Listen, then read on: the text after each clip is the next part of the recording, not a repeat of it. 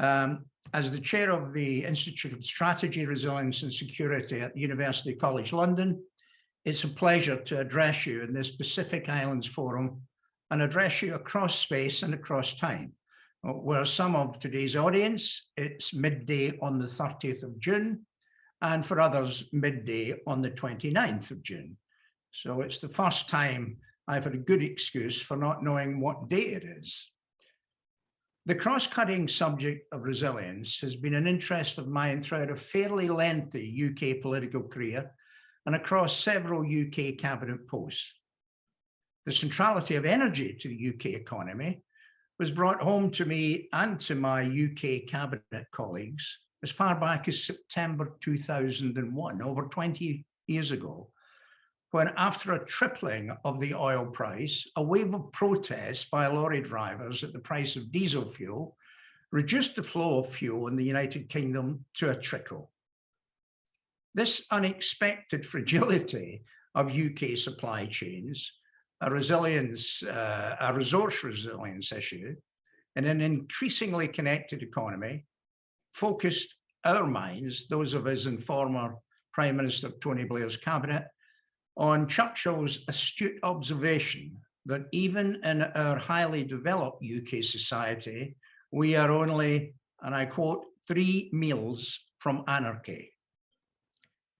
But it was the events of the financial crisis of 2008, when the UK financial system came within hours of a system shutdown, that concentrated minds on the fragility of the financial system it had exposed. In other words, how the concentration of risk in centralized single points of failure had quietly eroded UK financial resilience.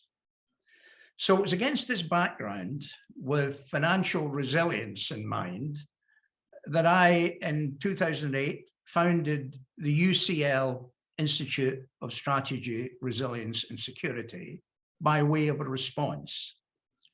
At the Institute, our team of fellows have been conducting research and providing very high quality, independent resilience expertise, backed up by academic integrity, to corporate enterprises, government bodies, and other organizations over the past decade. Now, at a time when an energy supply shock coincides with global financial turbulence on an epic scale, it's the field of legal design of global financial institutions and instruments which concerns this webinar. It appears clear that 13 years of post-Copenhagen Accord climate finance progress, limited as it may be, is now under threat. And I don't have to tell you that we are all exposed to the effects of climate change, and nowhere perhaps will that be felt more keenly in the nations that make up your island members. So in this webinar, we will blend the strategic policy advice of ISRS for decision makers with practical and immediately implementable solutions for funding the transition to resilient energy systems and sustainable economies. So to conclude, I hope this global gathering may serve as the foundation of a Pacific resilience network, which will have the full support of UCL ISRS and of our close collaborators, IslandPower. I thank you and I wish you a very successful conference.